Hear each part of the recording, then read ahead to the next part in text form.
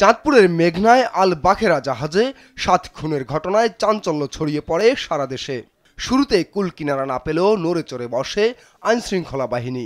মাঠে নামে CID, PBI, RAB সহ বিভিন্ন সংস্থা। প্রাথমিকভাবে ডাকাতি মনে হলেও আলামত দেখে পাল্টে যায় ধারণা।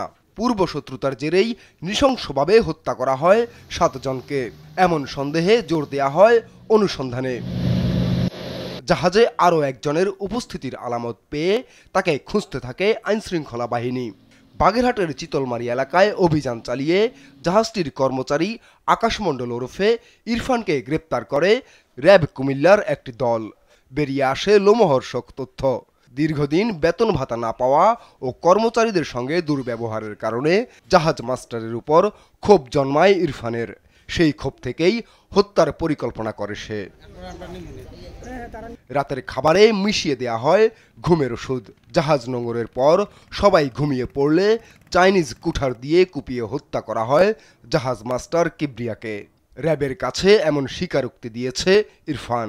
আকাশ ওরফে ইরফান তার পরিকল্পনা বাস্তবায়নের জন্য পায়চারি করতে থাকে এবং এক পর্যায়ে রাত আনুমানিক 3:30টার দিকে সে প্রথমে